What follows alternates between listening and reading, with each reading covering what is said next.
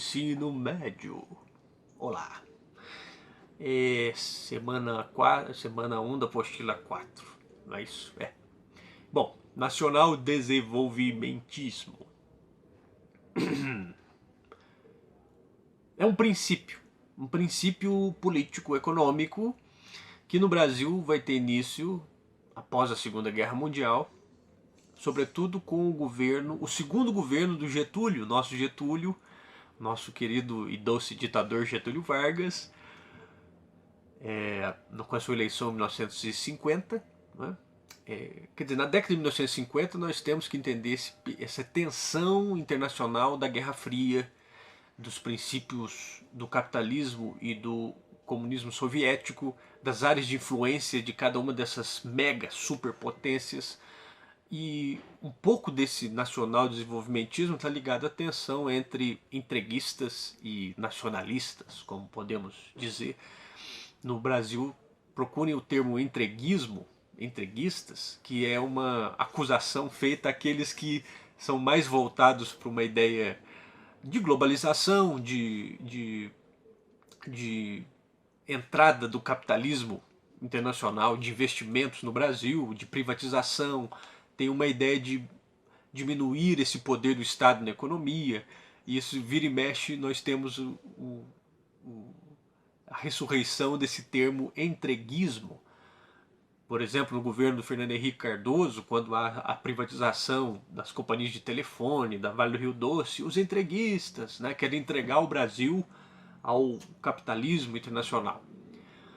E os nacionalistas que teriam aquele projeto de um desenvolvimento próprio do Brasil, muito a partir do Estado, ou seja, um Estado forte, um Estado muito ligado à ideia do New Deal dos Estados Unidos depois da crise de 29, um Estado que é indutor do desenvolvimento econômico, um Estado que cria, que regulamenta a economia, mas que também tem suas iniciativas, suas empresas, etc. Né? Então nós temos aí uma tensão entre entreguistas e nacionalistas. O nacional desenvolvimentismo, ele se inicia no governo de Getúlio Vargas, mas ele se aprofunda com Juscelino Kubitschek, a partir de 1955, sobretudo com um plano de metas, 50 anos em 5. E esse plano de metas ele visava uma série de cooperações internacionais, investimentos, né? Transformar o Brasil num cenário propício a investimentos. Investimentos do capitalismo brasileiro, de capitalistas brasileiros, mas em grande cooperação com investimentos internacionais, com investimentos de grandes grupos. E daí uma das estrelas desse grande movimento era a chegada da indústria automobilística. Né? Então, a produção de automóveis, o automóvel é um símbolo desse momento de euforia desse universo capitalista. Tem muito a ver com a chegada também de um certo modo de vida americano, a importação daquele modo de vida americano que nós falamos no último vídeo, né? Então essa coisa da expansão da classe média, da expansão do consumo, da chegada em peso desse universo do capitalismo, né? Sobretudo do capitalismo voltado ao consumo, a grande produção e consumo de bens e serviços. Então é um momento de muita euforia com um Brasil que finalmente ingressava em tudo que existia de bom e de melhor no século XX.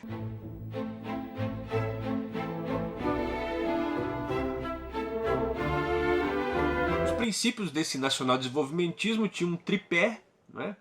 O capital nacional, o capital internacional e o capital estatal brasileiro entrando como garantia de pagamento à contração de empréstimos. Então o Estado ele é o fiador para conseguir empréstimos para a construção de grandes obras, e aí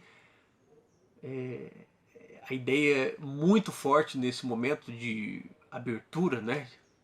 Essa ideia da abertura vai ganhar não vai ser uma metáfora apenas, a construção de estradas, de rodovias para todo lado, de pontes. Como eu falei, a chegada do automóvel, a indústria automobilística vai desmontar de vez as nossas ferrovias. É o período que começa, aliás, rapidamente, né, o desmonte do sistema ferroviário brasileiro e a abertura de estradas. Então é esse momento do nacional desenvolvimentismo que tem esse tripé, portanto, né, de uma união capitalista entre capitalismo estatal brasileiro, o capitalismo privado brasileiro e o capitalismo internacional, deitando investimentos aqui. O grande símbolo dessa construção do nosso Brasil, do novo Brasil, do Brasil do otimismo, da bossa nova, do Brasil aberto para o mundo, foi a construção de Brasília, a nova capital federal. Né? Então Brasília tem além do projeto nacional desenvolvimentista, nacional deslocando do Rio de Janeiro para o coração do Brasil, para o centro desse território imenso, no sentido de aumentar a interiorização dessa prosperidade, mas também perante ao mundo é um símbolo de modernidade, um símbolo de um país que se pretendia grande e aberto para o mundo.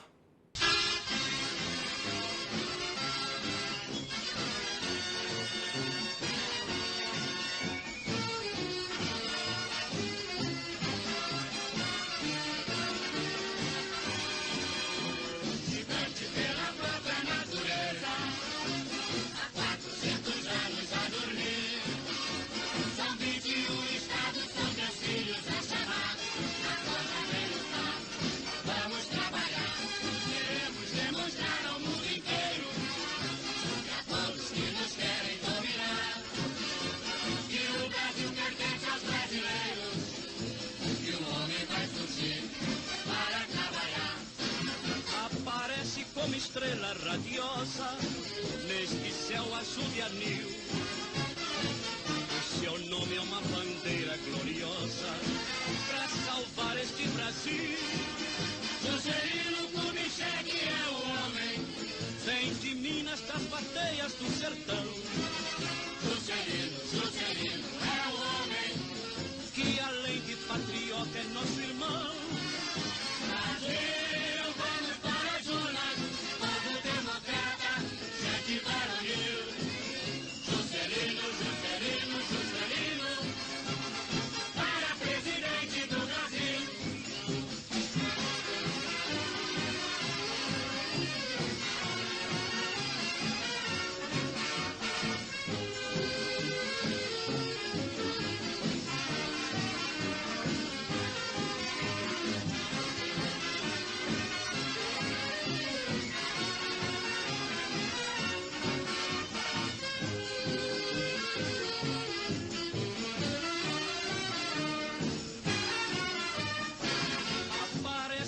Estrela radiosa neste céu azul de anil, o seu nome é uma bandeira gloriosa para salvar este Brasil.